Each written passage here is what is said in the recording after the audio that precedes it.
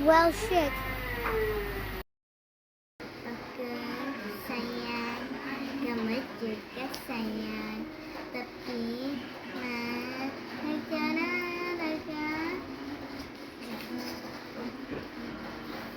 yes, finally, I get to poop.